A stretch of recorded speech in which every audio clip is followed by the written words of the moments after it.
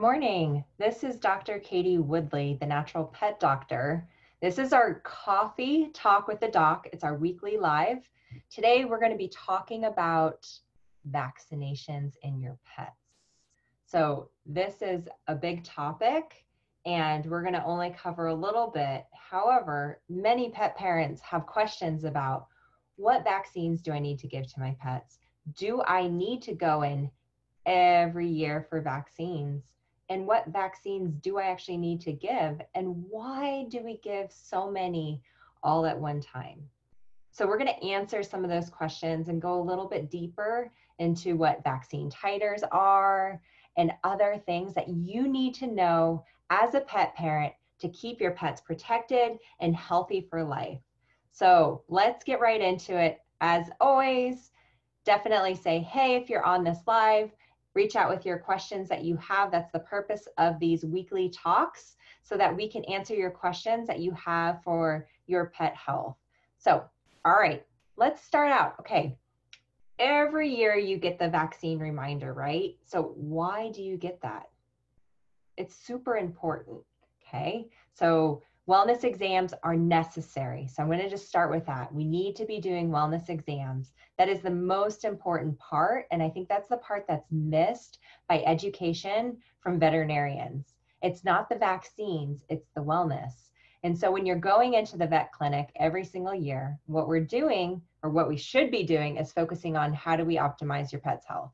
And so what that means is asking those questions. Of course, we ask about diet. So that's another controversial issue that we discuss all the time here at the Natural Pet Doctor. But what diet are they on? How are they feeling? Are there any concerns, questions, things like that?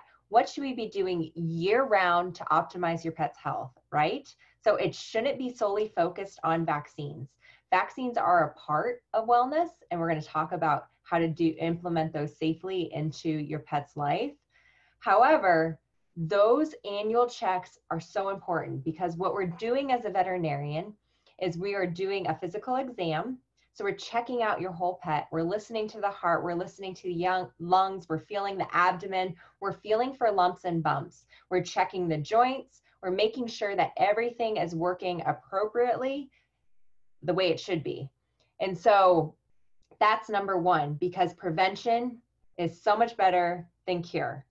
And what we want to do is make sure that we're picking up on diseases before they become problems. So that is the purpose of a wellness exam. It's not, the focus should not be on vaccines. The other part of this is that each pet is an individual. So if we're just looking at a pet and saying, hey, we're giving you 5 different vaccines today, and not having a conversation about risks and other areas, like what are they exposed to, where do you live, what diseases are common in that area, and we're just reaching for all the vaccines that we have available and giving them to your pet, we are not doing our job as a veterinarian. So we need to be looking at pets as individuals, not just necessarily, we talk about herd immunity and things like that. Yes, that's important when we talk about vaccines. However, each pet is different, each pet is a different size, and each pet needs different things. Each pet is in a different life stage. They might be a puppy, adult, senior pet. They might have other underlying conditions, and we need to look at that. And so don't be afraid to ask your veterinarian, hey, like, what things are in this area? Do we have leptospirosis in this area? Do we have Lyme in this area? What are other ways that I can keep my pet healthy? And also, can I break up the vaccines? So that leads me to my next point. What are the core vaccines that our pets are receiving when they go in? So there's a couple different ones. We're going to talk about cats, and then we're going to talk about dogs. So cats, rabies. So that's the same for both dogs and cats. And then we have the feline rhinotracheitis vaccine, calicivirus, and then we also have feline panleukopenia. So those last 3 are typically put into one vaccine. And so that's usually what your cat gets every year, every 3 years, hopefully. That's the updated protocol for cats. Rabies, on the other hand, though, it's annual. And now let's get real serious about these cats and what they're prone to. So cats tend to be more sensitive, or they can be, to vaccines. And what we found, there's actually studies that have shown that cats are a lot higher risk of forming what we call soft tissue sarcomas. So these can be really aggressive masses. What happens is, and this is linked to feline leukemia virus or vaccines and also rabies vaccines, is when we give the injection, it creates inflammation under the skin. And so what's happening is this inflammation down the road can actually lead to these tumors forming, and these tumors are really aggressive. They're really hard to remove via surgery because they spread out. They have little fingers that just spread through the tissue. So we remove it, what feels like all the mass, but when we send it into the lab, we actually find that there's cancer cells that are still there, and it comes back and it's aggressive. And this is why we actually vaccinate further on the leg or in certain areas for different vaccines. So we can actually find if, okay, this vaccine was given in the right hind where rabies should be given. If your cat or your dog gets a mass, we now know it's probably related to that vaccine. So UC Davis, they actually did a study, and they found that sarcomas were actually more common with the feline leukemia vaccine than the rabies vaccine. And 1 in 1,000 cats will develop it. So that's up to 22,000 new cases of sarcomas per year. That number actually may even be higher now because that study was done a little while, like a few years ago. And so those vaccines, though, this isn't meant to scare you from vaccines. This is meant to educate so we do things safely.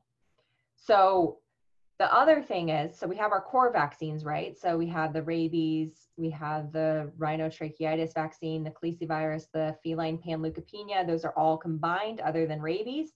So we also have the feline leukemia vaccine. So if your cat goes outside, comes into contact with other cats, or is boarded frequently, they need this vaccine.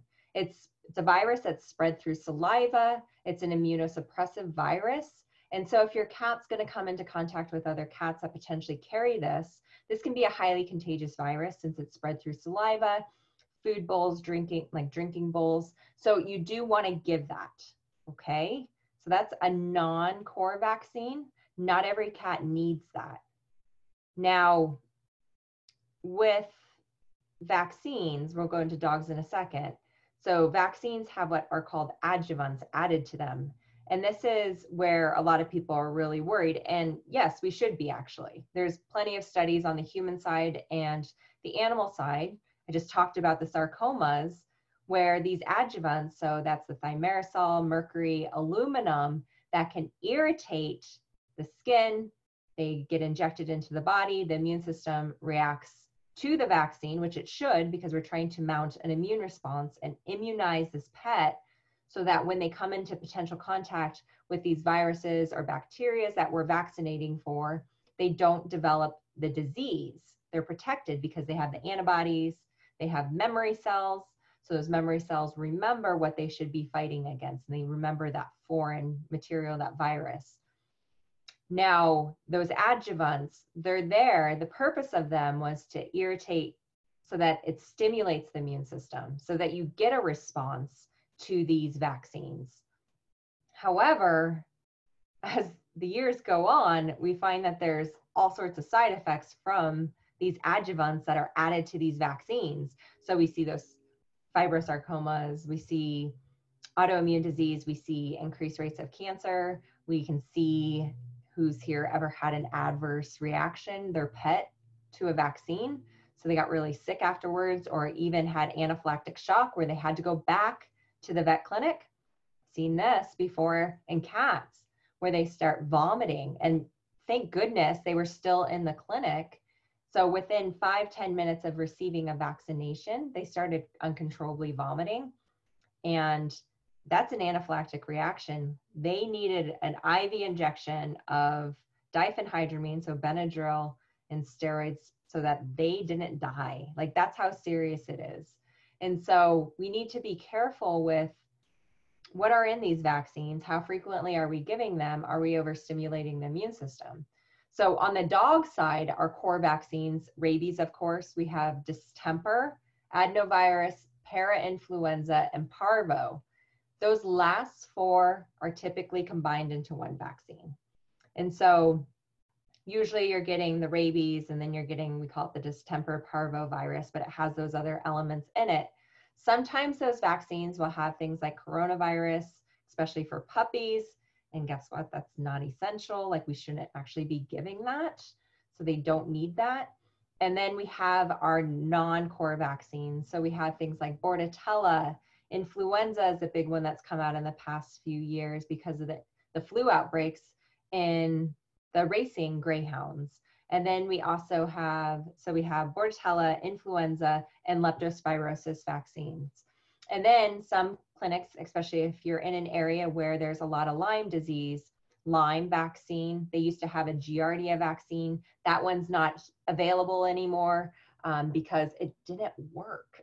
So thank goodness they got rid of that, one less vaccine to give. However, these ones are important to ask your vet, what are the risks of my dog contracting these diseases? Because we shouldn't just be giving vaccine to give it because we have it. The thing we want to be looking at is, are you in an area where there is leptospirosis? Leptospirosis is one of the hard ones for me because it kills pets. We can get it. It's a zoonotic disease, so it can cause liver and kidney failure.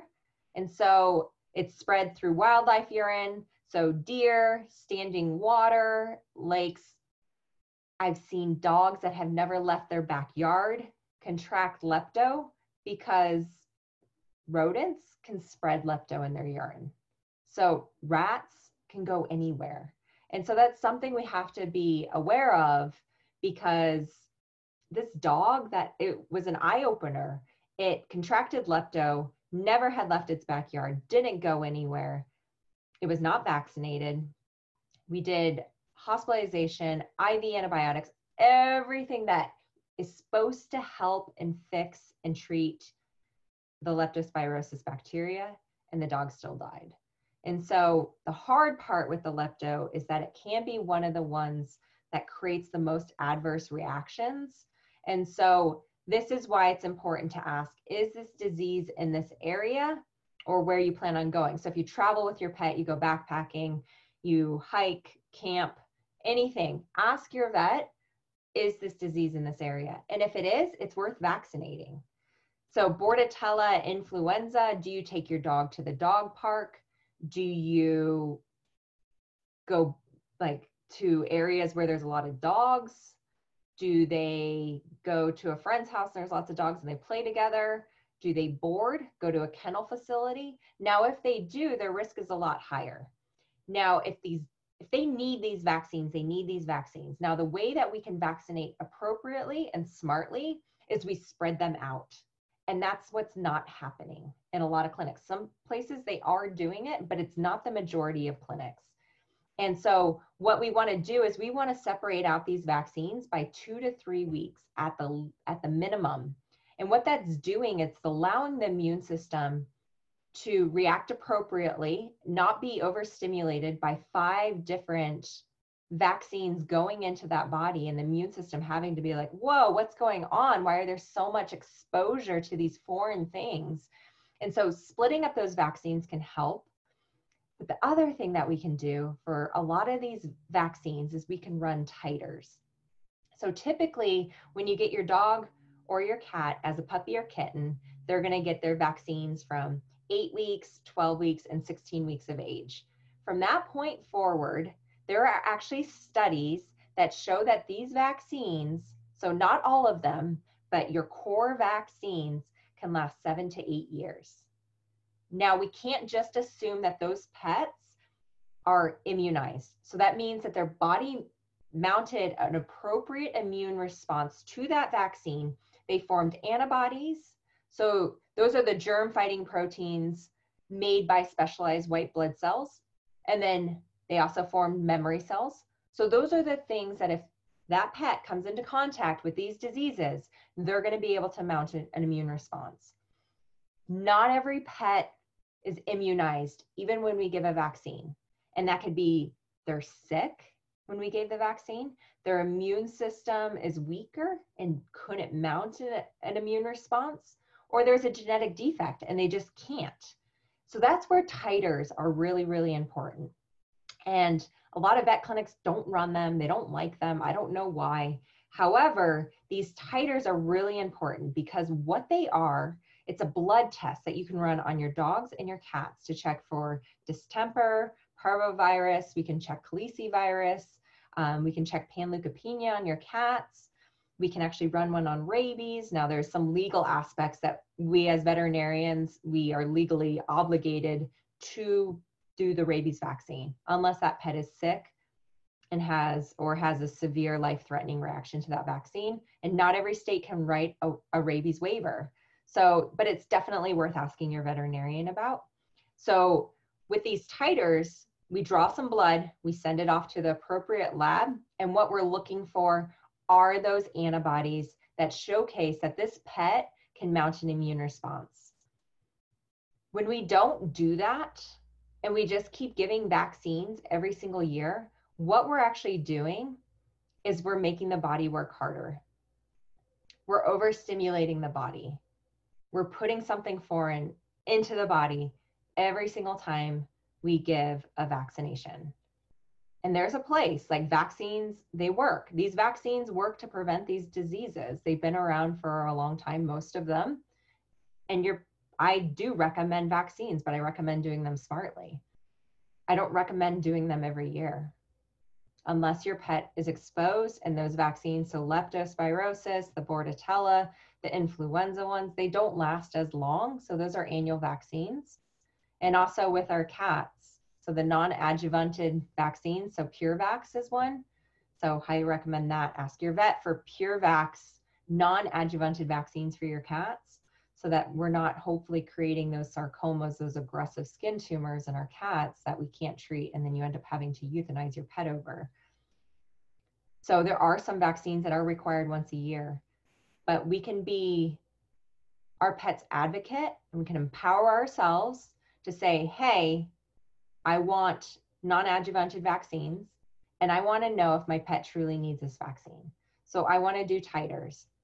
Any vet can do them because we're using outside labs. And so when we get those titers back, it's not 100% guarantee that that pet will be protected, even if they have antibodies. However, remember, when we talk about whole body health, what's the immune system doing? Are we supporting the immune system? Are we feeding our pets the right diet? Are we giving them supplements that are needed? Are we exercising them? Are they at the right weight? What are their stress levels like? Remember, these all play into their immune system. And when we optimize immune health, if they came into contact with distemper from raccoons, they came into parvo from, say, a dog had parvo and had a stool on the ground and it lasts for 7 years in the ground, your pet's probably not going to get sick, even if they weren't potentially vaccinated. There are people that are doing natural exposure. It's not something that I recommend unless you're working with someone to make sure that your pet's immune health is truly optimized.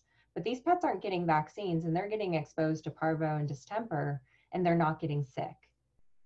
So that shows something. Now there's a right and a wrong way to do that, right? So we hear about, what is it called? Where kids will go and they have chickenpox, the chickenpox parties. And people will bring their kids there so that they get chickenpox, right? Because we don't want to get chickenpox as an adult. There's a lot more autoimmune problems and it's more severe. So, you know, people talk about parvo puppy like parties, and that's like something that I don't recommend that. However, when we think about the principle, small doses of being able to stimulate natural immunity is huge, right? Like if we over sterilize our environments, we are not going to have a strong immune system. So when we come into contact with things like, say, COVID right now, like the chance of us getting really, really sick is really high if we don't have a strong immune system. So let's talk about other things with vaccines. So dosages, they're the same. You get 1 mil rabies for a 5-pound cat, 1 mil rabies for a 100-pound dog. We are not legally allowed to half that, quarter it, give different dosages as a veterinarian. So that's something that needs to change, because why are we giving medications based on weight, but our vaccines are viewed as benign and not going to cause issues? So vaccines can lead to, when we overstimulate that body year after year for giving vaccines, there are increased rates of cancer. There are increased rates of autoimmune disease. And so that's why it's so important for us to be smart about when we're vaccinating. That falls on us as veterinarians, but also empowering ourselves as pet parents to ask the right questions when we go into the vet clinic. Don't be afraid to ask these. If your veterinarian's not open to those questions and doesn't want to take the time to either educate why they don't want to do something, you need to find another vet. So you need someone that will work with you and take the time to educate. That is so important. We shouldn't be doing 10-minute appointments where it's just jab, jab, jab, away you go. And now, why is that called a wellness? That's not a wellness exam. We didn't talk about anything to help your pet. And what we just did not help wellness. The other thing I find that happens all the time, and this irritates me, it really irritates me, so, is when we give vaccines when the pet is sick. Okay, so sick. Your pet is not feeling well, so has diarrhea, it's been vomiting, not wanting to eat, skin disease, allergies. I see this all the time. And I see it a lot with my patients because I work with a lot of conventional veterinarians, because I don't do that side. I do the holistic side. So we're doing herbs and nutrition and supplements. So we're combating like these horrible allergies. And people will go in for their wellness exams and they don't know. They just don't know. And the vet gives them 5 different vaccines. So what just happened? So rather than the body, the immune system focusing on healing and getting rid of the allergies, now it's focused on mounting an immune response with that vaccine. And so I would say 9 times out of 10, I see those allergies flare. They get worse. And it's like, oh, no, that was going to happen anyways. I'm like, no. We just diverted the immune system's attention to a different thing than what we were originally fighting. So now that condition is going to take longer to heal, and it's also harder to heal, and it actually might flare up. So that is very, very important. Remember that, because I used to see this all the time when I worked in a conventional practice. Like, people come in, you wait till your wellness exam, right? You're like, I don't want to see the vet 15 times. However, keep in mind that your pet's condition can actually get worse when we vaccinate a sick pet. So if your vet's trying to vaccinate, oh, Fluffy's due for the leptospirosis vaccine today. You're here. Why don't we just do it so you don't have to come back? Oh, it's so much easier. Don't do it. The thing that I would ask, because I know cost is a big concern with pet parents, and I totally understand it can get really expensive. If your pet's sick and you're there for the wellness exam and you need to delay vaccinations, ask if you can bring them back as a technician appointment. And then that way you're only paying for the vaccine and you're not having to pay for another doctor exam. Now, of course, if you're coming back anyways in 3 weeks for a recheck exam, perfect timing. It's a great way to check in with the vet, say, hey, Fluffy's doing so much better. The skin problem resolved, gone, we're good. Now we can vaccinate. Now the vet knows, okay, this pet's immune system is in a much better state. So those are a couple of things that I find that I see, things that we can do, questions that we can ask. So, what are the core vaccines? So rabies, distemper, parvo. Our cats, we have the virus, the feline rhinotracheitis, panleukopenia, and rabies. Those are your core vaccines.